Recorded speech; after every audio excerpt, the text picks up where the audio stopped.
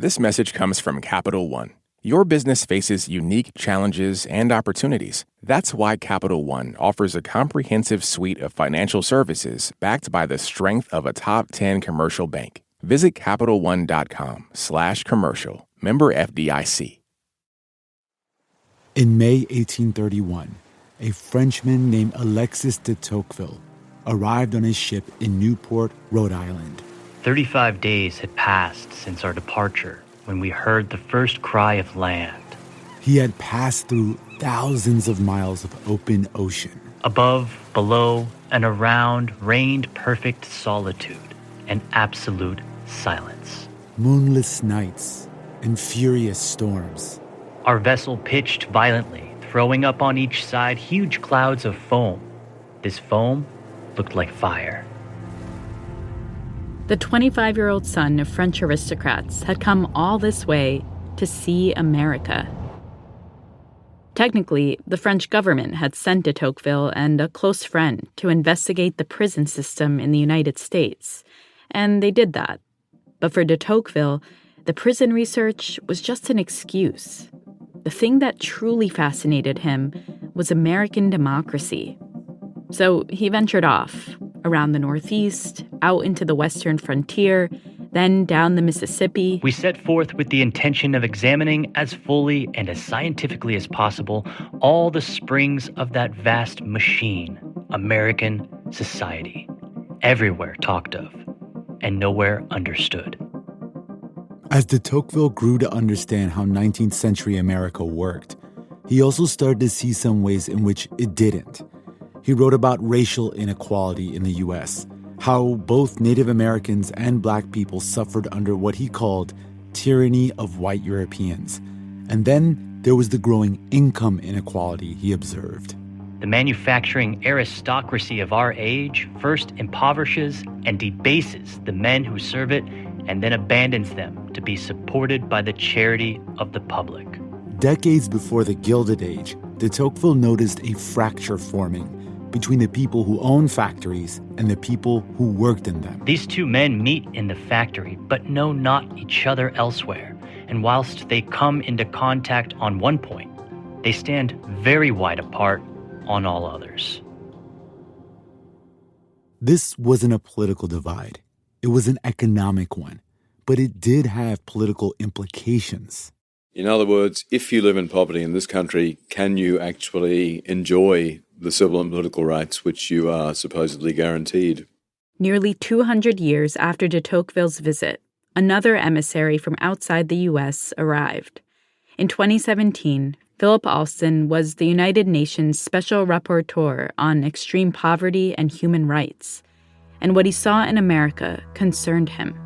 After his visit, he went on a bit of a press tour. To go to Skid Row in Los Angeles to see the never-ending encampments and tents, to go to Alabama to meet with people who live in areas that have no sewerage connection, and so their sewage is basically just pumped out into their gardens. Those sorts of things have a pretty big impact. His assessment of the likely future was bleak. The reality now in the United States is that if you are born and live in a certain zip code, you will probably forever be linked to that income level. So if you're born poor, you won't escape it. You'll get bad education, you'll get bad childcare, you'll get bad nutrition, and you'll end up with bad schooling and a bad job. The American dream has become the American illusion in too many respects. The United States is one of the wealthiest countries in the world, and yet over 10% of people in America, nearly 40 million, are living in poverty. Think about the last 3 years, the price of everything on the rise, from gas to transportation, housing, food. It's no wonder families are continuing to struggle. Do I pay rent right now, or do I buy healthy groceries for my family? I've been part of the system, and I know what it means to make $1 too much, but you still can't cover your basic needs. Even if you're not experiencing it yourself, extreme poverty is becoming harder to ignore. We see it in sprawling tent encampments, commutes that take 3 hours each way because it's too expensive to live near a job. More than a third of people in the country say they're worried about being able to pay their rent or mortgage. Medical bills and layoffs can change a family's economic status almost overnight. 2 million families across Pennsylvania. 101,000 kids in Kansas lived in poverty. It's an issue that affects Democrats and Republicans. Neighbors across Portland and the region are dealing with homeless encampments. People living in major cities and people in rural areas. The bottom line is this is an American crisis. It's not an anomaly. The percentage of Americans who think economic issues are the nation's most important problem has more than doubled since 2020. In a 2024 poll, more than half of Americans named high costs and inflation as major problems. Even for people who aren't poor, the specter of poverty can feel close, too close. And that's going to matter when they go to the polls this November. So with that in mind, we wanted to talk to someone who's thought a lot about poverty's implications and who has ideas for how to address it. Poverty sits at the heart of all these problems we care about. Matthew Desmond is a Pulitzer Prize-winning author and sociologist at Princeton University. He's dedicated his career to studying the roots of poverty in this country and figuring out what can be done about it. His argument is that addressing poverty in the U.S. is central to addressing many of our other political and social issues, and that it's something we might actually find common ground on. Whatever our issue is, whatever keeps us up at night, this tolerance for all this poverty and unnecessary poverty in America is somewhere at the heart of that issue. If you care about democracy, you should care about making sure people have this floor under them that will give them kind of the energy and the ability to be productive, healthy citizens. If you care about public safety and making sure kids can walk down the street, you should care about addressing poverty. If you care about making sure we have the most dynamic, fast, forward-facing country, you got to care about poverty. Poverty is a policy choice, and it's something that we can undo. It doesn't mean that poverty is only here in America, of course, but it does mean that we have much higher rates of poverty than we have to have. So all this poverty in our midst is unnecessary and shameful. And because it's unnecessary, there's hope. There are real solutions on our path. I'm Ramtin Arablouei. And I'm Rand Abdel Fattah. Today on Throughline from NPR, what it means to be a poverty abolitionist. Hi, my name is Tim Barry. I'm calling from Charleston, South Carolina, and you're listening to Throughline from NPR. Poverty and income inequality are not the same thing, but they are related. Inequality has grown wider in recent years. The rich are richer, but for most of us, wages have stayed about the same. And this reality is especially hard on kids. The child poverty rate in the U.S. is significantly higher than some other developed countries, places like South Korea, Germany, and Canada. So, Throughline producer Christina Kim spoke with sociologist Matthew Desmond about how we got here. How would you explain what is the state of poverty in the U.S.? Can you paint us a picture of when we talk about poverty, when we use this word, what does it look like, feel like, smell like? What can we see and not see that fall under the umbrella of what poverty is in America? Yeah, the state of poverty in America is bad. We have a lot more poverty than other rich democracies. So we have this distinction of being this country with enormous wealth and enormous poverty. And poverty isn't just the state of not having enough income. For a lot of folks, poverty begins in childhood, like it did for me and my family, right? And that childhood is a childhood often of blunted possibilities and potential. It's a childhood where you grow up in substandard housing, often dangerous housing, but your family is still giving most of their income just to keep the lights on and keep the rent paid. It can be a childhood of eviction and homelessness. The normal person getting evicted today in America is a child. Poverty is often going without health and dental, right? So poverty is cavities until the tooth rots. Poverty is ignoring that pain. Some communities, poverty is getting roughed up by the police or spending time in a cage for sentences. Poverty is often rejection upon rejection. it's also this diminishing of personhood. Poverty really stresses us out. Have you ever been in a hospital waiting room, like your friend or your loved one is behind those doors and you're just waiting for the news? And you can't think of anything else, That's kind of like what it means to be in poverty mentally, where you're just focused on that bill or this crisis, which came after the last crisis, And that's incredibly taxing on people on a day-to-day too. So, an image that we might have is just one problem on top of another, on top of another, on top of another, this kind of constellation of social maladies. And so I think the weight of that problem should really spur us all to action. And we should really start questioning why this country of dollars, right, has so much poverty in our midst. I think the biggest misconception about poverty in America is that we have to live with it. That all this hunger and scarcity and homelessness is kind of inevitable, or, there's nothing we can do about it. And I think that kind of hopelessness or nihilism is pretty boring and just not American. So I'm going to shift us a little bit. I'm going to make you kind of go back a little bit in history before we dive in a little more into the arguments I'll do my best. That you're making. It feels like poverty, as you have explained it, as a feeling, as people's opportunities, it feels like the world has always been divided in haves and have-nots. It's almost like part of the human condition. So when did poverty as we know it today start in the U.S.? Oh, we've always had poverty, right? I mean, this is a country founded on the backs of enslaved workers, right? So we've always had incredibly deep poverty in the United States, even if we haven't officially counted it. I mean, one short history of poverty that we could tell is World War II happens, the country comes out of the war victorious. And this was a time of the United States felt just awesome about itself. The American economy is one of the wonders of the world. Philip Roth calls it the moment of collective inebriation. The country's drunk on its own success. Today, our surging strength is apparent to everyone. The economy is really strong because Europe is in tatters.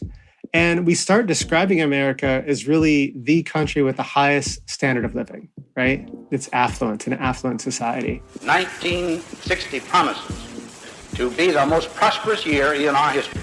But in the late 50s and 60s, these reports started coming out that began troubling middle-class and affluent Americans who, kind of thought they were living in a poverty-less society. And most famously, you get Michael Harrington's book, The Other America, which wants to expose kind of this hidden group in America, the poor. Many of us, and perhaps most of us, don't know that these people exist. The elderly poor, kids that are poor, African-American families disproportionately poor. We may be, for the first time in our history in these United States, on the verge of having a hereditary poor, a permanent poor. And that book really got to Kennedy and therefore got to the Johnson administration, and it shook a lot of middle-class and affluent Americans. And it kind of changed our story about who the country was. And the real tragedy is that at this very moment, where we have in our grasp with our technology, with our productivity, with our science, the possibility of abolishing poverty, at this moment, perhaps we are creating a hereditary poor. Can you tell me the story of Molly Orshansky, who she was and how she calculated poverty, and how are we still living in her wake, if you will? Yeah, so JFK is assassinated. LBJ assumes the presidency, and he needs an issue. And the issue's got to be one that extends JFK's legacy, but also is an issue that LBJ can really emboss with his own stamp. And poverty's that issue. January 8th, 1964. Mr. Speaker, members of... So his very first State of the Union address goes down, stands in front of Congress and says, "And this administration today, here and now, we are launching a war on poverty." War on poverty in America. And so the war on poverty is launched, and it's this kind of bundle of domestic programs. It makes food aid permanent, expands Social Security, invests in education and health insurance. But now, how do you know if you're winning the war, right? How do you know if you're making progress on poverty? And so a bureaucrat named Molly Orshansky is like, I got it. If poverty is not having enough money to meet your basic needs, and nothing is more basic than food, then you could calculate poverty by saying, okay, here's a basic food budget, kind of a low-cost food budget, and if more than a third of your income is dedicated to that food budget, you're poor. And so that's the poverty line, and that's still our poverty line. It's called the official poverty measure, and it's adjusted every year for inflation going back to the 1960s. And if you use that line, what you learn is that, between 1960 and 1970, the official poverty rate dropped by about half, in large part because of the war on poverty. And it only measures food, it seems like. It's not looking at housing costs or other things. Is that correct? It uses food as kind of a baseline measure for when someone should be considered officially poor. But no, it doesn't count housing costs or healthcare costs or regional differences in cost of living. So in 2011, the country launched a different kind of poverty line. This is called the supplemental poverty measure. And it overcame those problems. And this kind of measure, the supplemental poverty measure, is what most social scientists use to measure poverty today. Could you talk to me a little bit about the war on poverty? So what advancements happened, and then when did they stop? Yeah, what's going on? So when we think of the success on the war on poverty, the big thing that we have to keep in mind is the war on poverty didn't fight the war by itself. So back then, 1 in 3 Americans who were working belonged to a union, right? Wages were climbing every year. CEO pay was reined in. So when the labor market was delivering for workers, even the poorest paid workers in the country, anti-poverty programs were cures. But today, the market has turned those programs into something like dialysis. They help. They really help. They're lifesavers to millions of families today. But the way those programs are designed is not in a way that actively cuts poverty at the root. But even it seems like during the war on poverty in the 60s, because there was a stronger labor market that was actually helping workers, or at least allowing workers to make more of a living wage than today, those remedies, they were more, you called them cures as opposed to, dialysis. So where is the turning point? Where do you begin to see in this US history that the anti-poverty measures stop taking effect? They stop being cures and they start becoming like palliative care. You see this real clear connection in the data between the lack of worker power, which is the decline of unions, and the decline of effectiveness with addressing the poverty rate. So when we talk about union power kind of beginning to decline, we see that with deindustrialization in the 70s going up into the 80s. We see, obviously more outsourcing of a lot of the jobs that were unionized in the past. Is that the pinpoint then? Is that when we start to see a change in programs? And I ask this because, interestingly, in your book, Poverty by America, you say you often hear liberal discourse say, oh, it's the neoliberal turn that began in the 80s, with Reagan and Thatcher as the spokespeople. They're to blame for this big change. But you don't find that. I used to think that was the story, like one of the reasons poverty has persisted in America. State retrenchment, like the state doing less for the neediest people. But if you look at the data, the reality is a lot messier. And so this gets a little wonky, but here we go. So if you look at per capita welfare spending on the 13th biggest means-tested programs, these are things that we usually think about when we think about welfare, like food stamps, housing assistance, Medicaid. So spending on those programs goes from about $1,000 per person the first year Ronald Reagan is elected president to about $3,400 per person the first year of Trump's presidency. That's a big increase. It's a 237% increase, adjusting for inflation. So at least when it comes to spending on anti-poverty programs, the country has not gotten stingier over time. The opposite is true. One way that people resolve this paradox is by saying, oh, the government programs don't help. That's untrue, though. That's just an empirically untrue statement. There's just a ton of evidence that these programs are incredibly helpful. I think what we have to accept is the fact that we might be spending more to stay in the same place because a lot of these programs do not cut at the root cause of poverty. So if you think of work, right, the biggest thing we do today to help poorly paid workers isn't to increase their power through unionization, for example. It's to give them a wage subsidy called the earned income tax credit. It's about a $70 billion a year program. It's a huge program, which is incredibly helpful and reduces poverty and is a lifesaver to these families, but does not address the fact that they're still poorly paid workers at the end of the year. And the starting point is when workers started to lose power. And so I think that's when you see this kind of division between wages and productivity, where the country continues to get way more productive, but the bounty of that productivity is not shared openly with workers. And then that's when you see also this kind of beginning of the housing crisis that's only accelerated in the decades since. You mentioned earlier that these programs aren't addressing the root causes of poverty. So what do you think are the root causes of poverty in the United States? I think there's three. First, we exploit the poor. We exploit the poor in the labor market, in the housing market, in the financial market. Financial exploitation, just in fines and fees, like in overdraft fees, check cashing fees, payday loan fees, $61 million in fines and fees pulled out of the pockets of the poor every single day. That's a big reason for why we have so much poverty in America. The second reason is we do a lot more to subsidize affluence than to alleviate poverty, And so we have this welfare state that actually gives the most to families that need it the least. But the third reason is we continue to be segregationist. We wall ourselves off and we draw lines between opportunity and desperation. And, if we want to get serious about ending poverty, we have to finally tear down those walls. Coming up, every year, the U.S. government spends billions of dollars on welfare programs. But where is that money going? And why isn't it doing more to alleviate poverty in America? Hi, this is Jamie Platt from Rockford, Illinois. I love how you make history come alive, and you're listening to Throughline from NPR. We just want to take a moment to shout out our Throughline Plus subscribers. Thank you so much for your support. If you don't already know, subscribing to Throughline Plus means you get to listen to our show without any sponsor breaks. And you also get access to special bonus episodes where we take you behind the scenes, introduce you to our amazing producers, and tell you about how we make the show.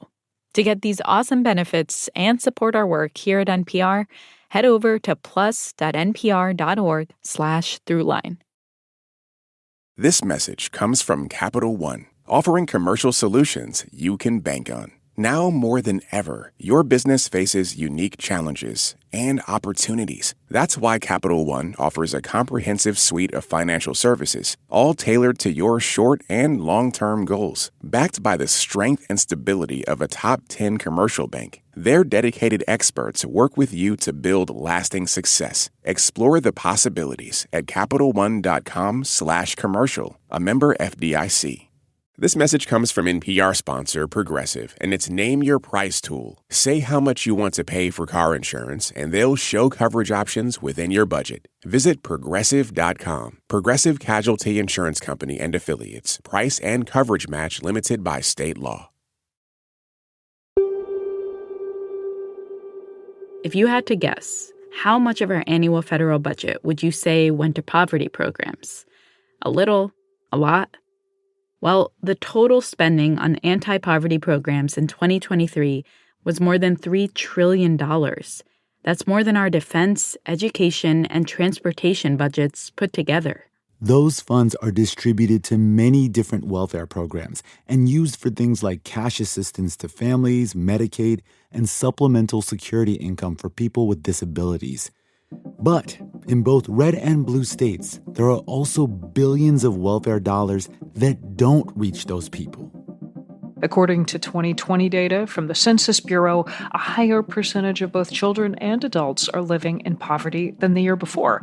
At the same time, states are holding on to more federal money set aside for helping these people. $732 million. That's how much the state of Tennessee has left unspent in federal funds for the Temporary Assistance for Needy Families program, or TANF. This is a rare issue where both Democrats and Republicans in Tennessee are very riled up about this. And this isn't just happening in Tennessee. In 2020, Hawaii and Maine also held on to millions in TANF funds. So did the state of Mississippi. And much of the money they did spend didn't go to needy families. NFL Hall of Famer Brett Favre is under growing pressure tonight as a new court filing says the former football star waged a campaign to aggressively lobby for millions of dollars from the state welfare agency to finish building a volleyball facility at his alma mater, the University of Southern Mississippi, where his daughter played the sport. A former director of Mississippi's welfare agency, John Davis, has now pleaded guilty to federal and state charges that he conspired to misspend tens of millions of those welfare funds meant for the poorest families in what is the poorest state in the U.S. When this news broke in 2020, Brett Favre denied any wrongdoing and has not been charged with a crime. He later paid back some of the money he received as speaking fees and still insists he did not know the funds were coming from programs meant to provide aid to poor children. This event made a lot of Americans wonder, how could something like this have happened in the first place? Matthew Desmond says the bigger scandals are the ones that don't make headlines. Throughline producer Christina Kim picks up the conversation. So I'm wondering if you can explain what happened with Mississippi and like TANF, temporary assistance for needy families. Like what's happening to these programs that you were saying, we're funding more of, but somehow they're not as effective? I mean, the Mississippi story is bonkers. So when Clinton reformed welfare in the mid-90s, he turned welfare into a block grant, which is now called TANF. And a block grant is just a wonky way of the federal government saying, hey, Mississippi, or hey, Louisiana, or hey, California, here's some money, and here's some general parameters about how to spend it, but you guys have some freedom about how to spend that money. And boy, states do exercise that freedom, and no one bigger than Mississippi. And it made a lot of headlines, right? And people were outraged. But for me, the deeper outrage is like in state after state, red states and blue states, most states do not spend most of their TANF dollars on direct aid to those families. They spend it on all sorts of stuff like abstinence-only education, marriage counseling, Christian summer camps. There's a bunch of states that don't even spend the money.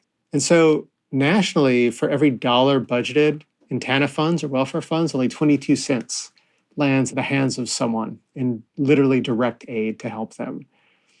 And what we're talking about when we're talking about that, we're talking about like kids not having enough to eat, right? We're talking about kids getting evicted because of that. These are real consequences.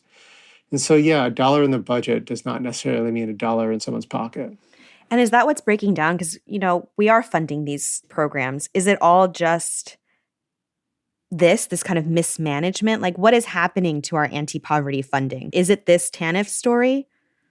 TANF is one story.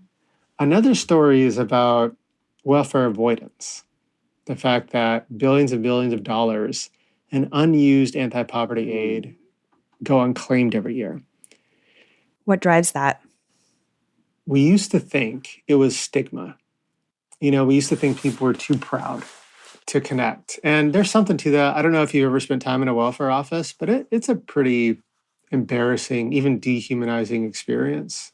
And there is something to the stigma argument, but it's not everything, actually. So, like, if you look at the share of folks in each state who could receive food stamps and do, okay, that's called a take-up rate. So in Oregon, basically everyone who could receive food stamps received them. But in California, only about 63% of folks who could receive food stamps receive them. So it's not like you cross the border and suddenly food stamps get more stigmatized. Something else is going on. So what's going on? So the answer is like red tape and bureaucracy to receive food stamps. We've wrapped these programs in unnecessary red tape, and we're doing a pretty bad job, of connecting families to programs that could really use. I think that's both maddening and hopeful.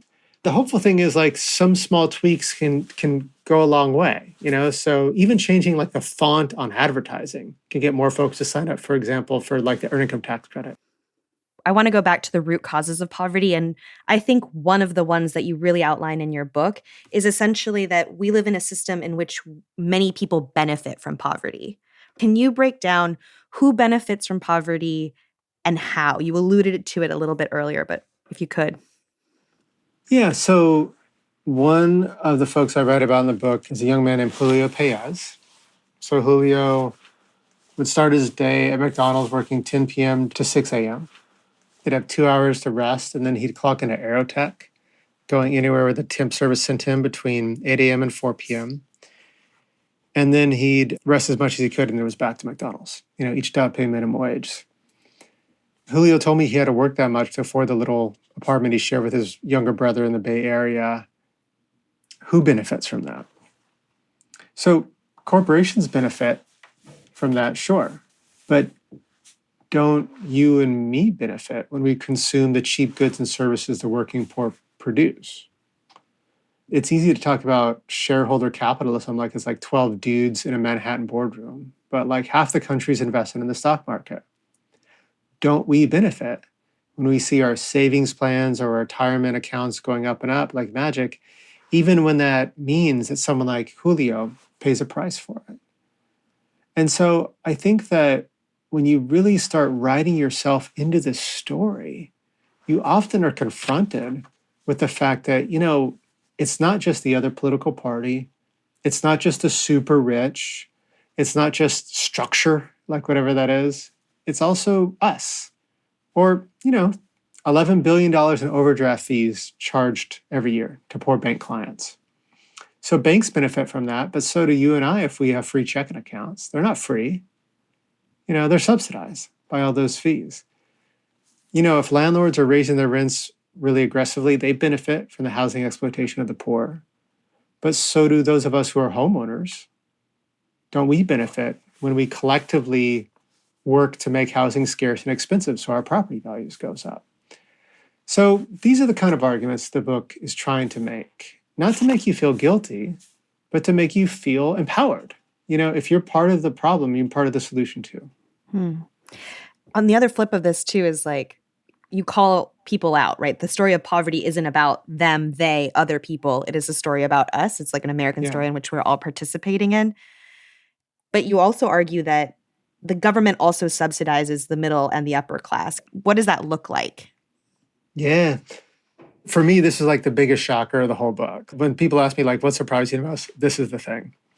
Because when we think about welfare programs, we often think about TANF, cash welfare. We think about food stamps, housing assistance. We might think about Social Security, which a lot of us benefit from or will someday. But you also got to think about tax breaks. You have to. They cost the government money and they put money in our pocket. So if you add up all of that money, everything the government does for us, what you learn is that like families in the bottom 20% of the income distribution, those are our poorest families, they receive about $26,000 a year from the government. But the average family in the top 20%, like our richest families, they receive about $35,000 a year from the government. That's almost 40% more. And so I think that should make us really question the values of this imbalanced welfare state. And it should force us to reject any claim that this country can't afford to do more. Like, we can afford to do more if the richest among us took less from the government.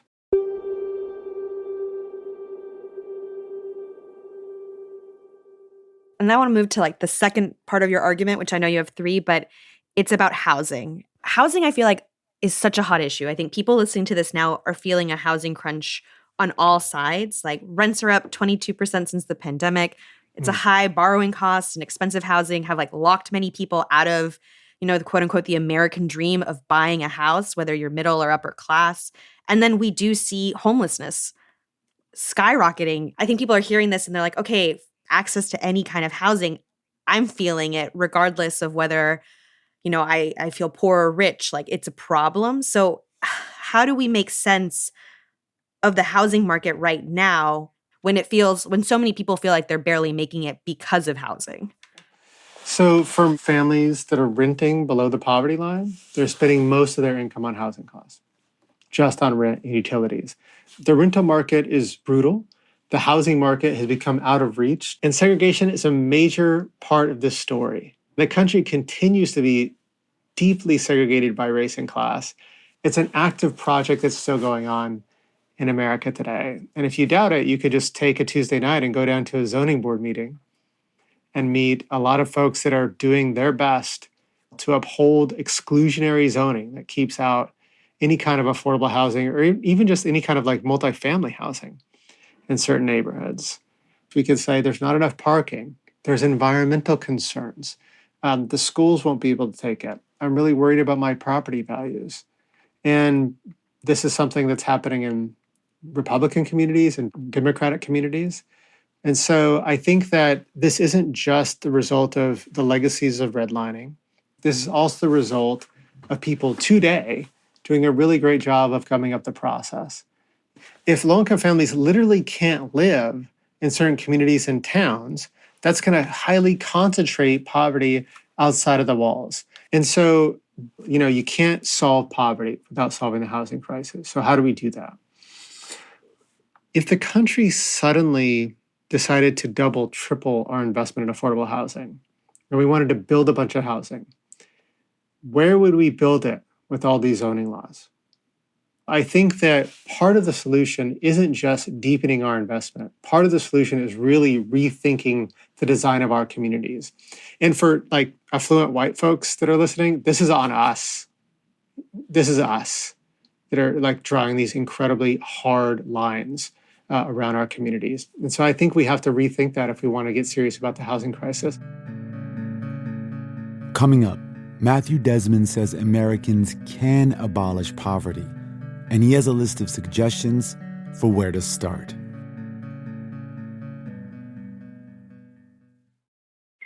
Hello, my name is Lena, and I'm listening from West Sonoma County, California, and you're listening to Throughline on NPR. This message comes from NPR sponsor Progressive Insurance, where drivers who save by switching save nearly $750 on average. Get your quote at Progressive.com and see if you could save. Progressive Casualty Insurance Company and Affiliates. National average 12-month savings of $744 by new customers surveyed who saved with Progressive between June 2022 and May 2023. Potential savings will vary. This message comes from NPR sponsor Mint Mobile. From the gas pump to the grocery store, inflation is everywhere. So Mint Mobile is offering premium wireless starting at just $15 a month. To get your new phone plan for just $15, go to mintmobile.com/switch. This message comes from NPR sponsor Squarespace. Kickstart or update written content on any website, product description, or email with Squarespace AI, generating instant, personalized results that know and show your brand identity. Explain what your site is about, choose your tone, and enter what you need to get short or long-form text. No matter the placement, Squarespace AI makes it easier to go live, stand out, and succeed online. Use code NPR to save 10% off your first purchase of a website or domain. On an October Sunday in 1970, residents of a small town in New Jersey filed through the bright red door of the local African Methodist Episcopal Church. They took their seats in the one-room chapel, and a meeting began that set in motion a landmark case for affordable housing. A group of local organizers in Mount Laurel, New Jersey, wanted to build 36 garden apartments in their town. This was a housing affordability issue. As affluent white families had moved out of Philadelphia and across the Delaware River to New Jersey, families who had lived in the area for generations were being priced out of their own communities. In Mount Laurel, the population more than doubled between 1960 and 1970, and the town's historic black neighborhood was in desperate need of affordable housing. Some residents were living in converted chicken coops. But even as the committee laid out their plans, the mayor, a man named Bill Haynes, was unmoved. He said Mount Laurel was only zoned for single-family homes on big lots. He put an end to the discussion, saying, quote, "If you people can't afford to live in our town, then you'll just have to leave." That didn't work for Ethel Lawrence. The 44-year-old schoolteacher had lived in Mount Laurel her whole life, and so had 7 generations of her family. Here she is in an interview with the New Jersey Network in 1985. Every time a developer bought a piece of land, somebody was displaced. So therefore, there just wasn't any affordable housing. And the cost of housing went up and up and up. So Lawrence went to see a lawyer. And in 1971, she became the lead plaintiff in a complaint against the township of Mount Laurel. The New Jersey Supreme Court ruled on that case 4 years later, in 1975. and it made a groundbreaking decision, saying the restrictive zoning in Mount Laurel discriminated against the poor, and that violated the state constitution. The Mount Laurel doctrine, as it became known, has been challenged in court multiple times since the 1970s. Not everyone in New Jersey was happy about the new mandate to build affordable housing. This decision is asinine, and we should fight it by doing absolutely nothing and let the Supreme Court challenge us. This is mind-boggling. A little town like this with only 750 houses suddenly being increased to over 4,000 units. I'll go to jail before I'll surrender my town to the courts, to the judges, and whomever else is attempting to jam this down the throats of the people. But the Mount Laurel doctrine continues to be enforced in New Jersey, where more than 60,000 homes for low-income working families have been built in the last 50 years. Matthew Desmond explores how policies like the Mount Laurel doctrine can reverse our housing crisis. And he has more thoughts on how to abolish poverty in the U.S. Here he is again in conversation with Throughline producer Christina Kim. What needs to happen in order to solve the housing crisis? How do we have to reimagine our communities? What do those look like? So New Jersey has a state law. It's called the Mount Laurel Doctrine. And it says, look, every community in this state has to do its fair share of affordable housing. And that fair share is dependent on like job numbers, demographics. But everyone's got to pitch in. It can't just be this one city or this one cluster of cities. We all got to pitch in. And if you don't pitch in, the courts could redraw your zoning laws. So this has given every community in Jersey a big incentive to really like come up with a plan to do their fair share of affordable housing. I took some of my students to go visit the affordable housing development. And I told them like there was a big study that came out and it showed that there was no effect on property values. And a few students were pretty skeptical. They're like, is that true? But then we get there and it's clear why that worry was so overblown because Mount Laurel is a beautiful development. You know, there's green grass, there's pretty apartments, there's swing sets, you know, and so once you kind of take it in and look at it, you're like, oh, of course it didn't have any effect on property values. And in fact, so many times, you know, what kind of scares folks or petrifies folks, even reasonably, is a fear we have to fight through and lean on the data. Because if you allow developers to come in and build multifamily homes, they have a profit motive to do so, even if there's like a cutout for 10%, 15% affordable housing units. And so if we want a market-based solution, you know, to the housing crisis, here's one of them. We have to really rethink zoning laws, moving from exclusionary zoning that commands most of the country to inclusionary zoning. Something more along the lines of what New Jersey has. So do we need a deeper federal investment in affordable housing? Absolutely. But we also need to rethink our communities on the ground level.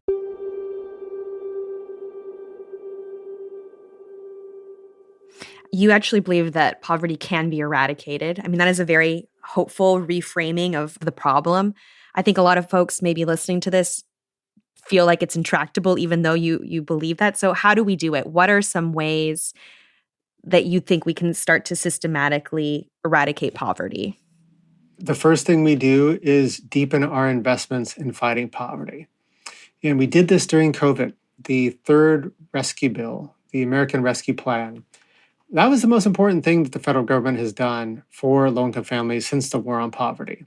And it did things like expand the child tax credit so very poor families could receive it.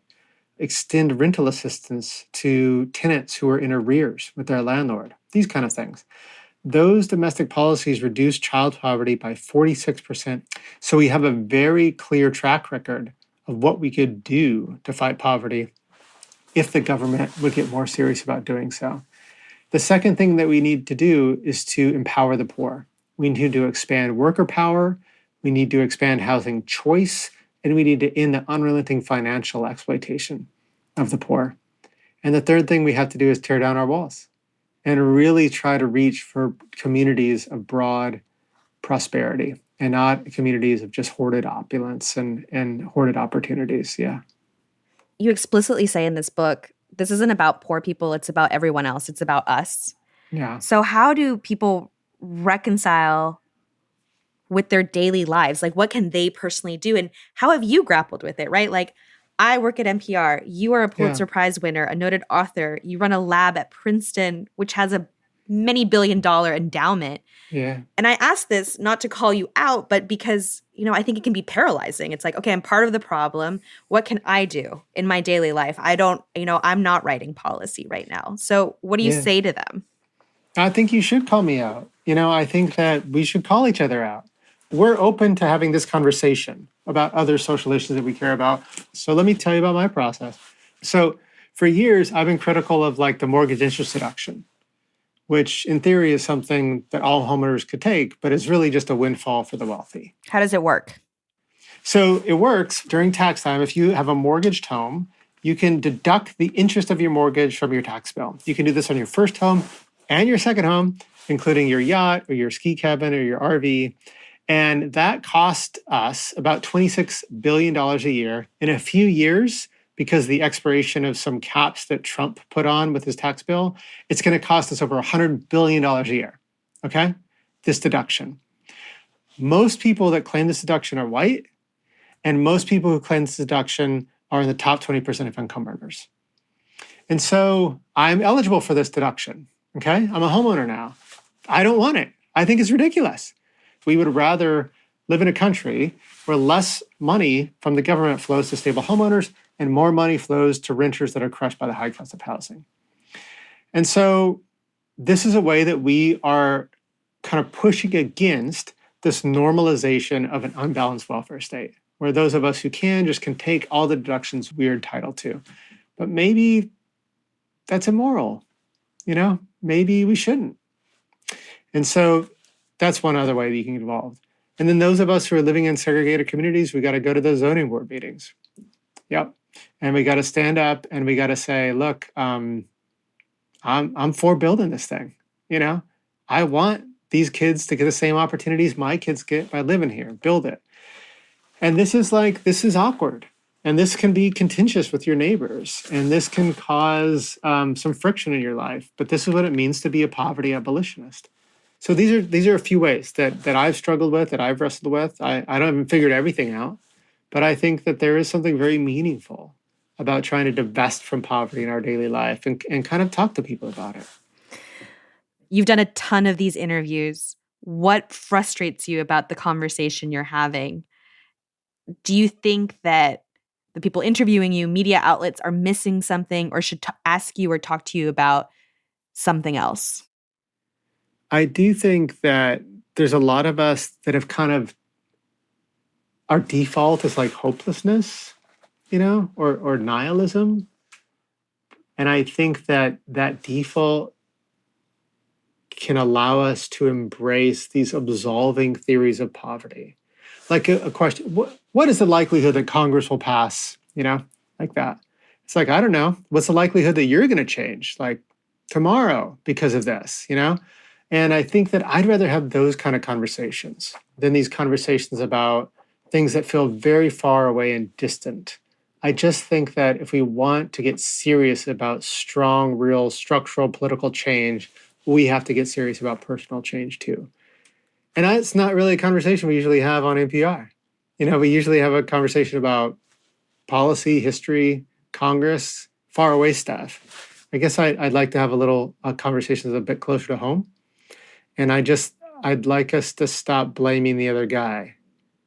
It's not that the other guy isn't blameworthy. He probably is. But it's also what are we doing with that discourse other than just running in circles?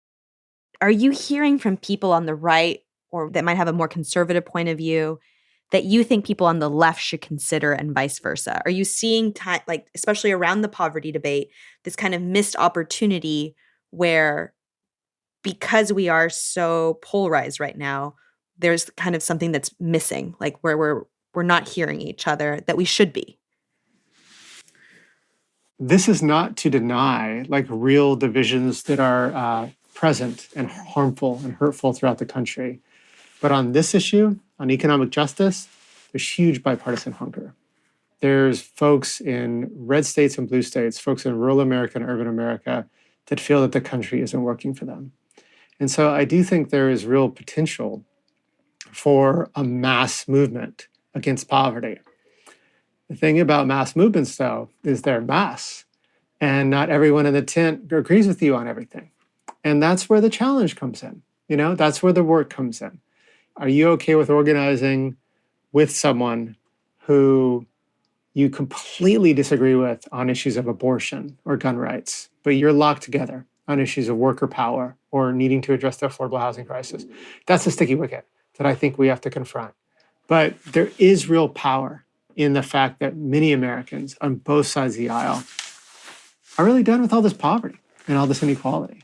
They do want a more vibrant country. They don't want to worry so much about their kids. They don't want to have that icky feeling that you feel when you're in an exchange and the other person is just getting the short end of the stick, and that's America. So I do think a lot of us are willing and ready to make sacrifices because we know we're going to get a better country because of it.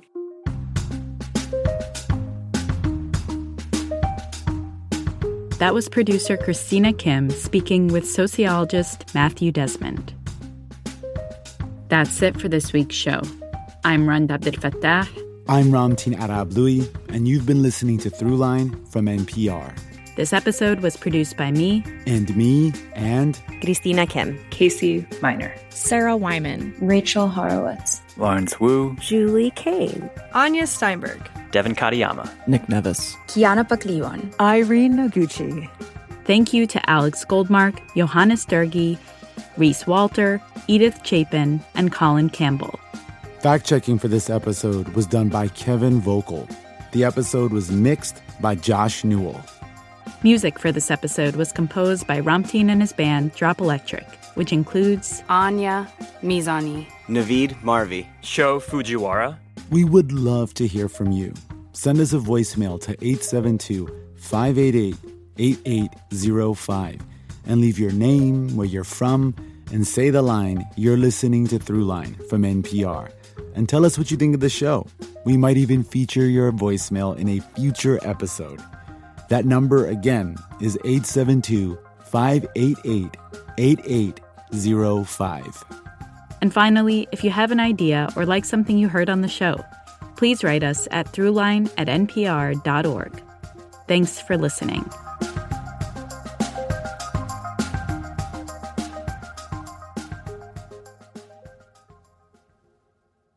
This message comes from NPR sponsor REI Co-op. For the next 15 seconds, REI wants to remind you that your time is precious and that getting outside to soak up summer is a precious way to spend it. Visit your local REI Co-op or rei.com/opt-outside. This message comes from NPR sponsor Capella University. Capella's programs teach skills relevant to your career so you can apply what you learn right away. See how Capella can make a difference in your life at capella.edu. This message comes from NPR sponsor Capella University. Capella's programs teach skills relevant to your career so you can apply what you learn right away. See how Capella can make a difference in your life at capella.edu.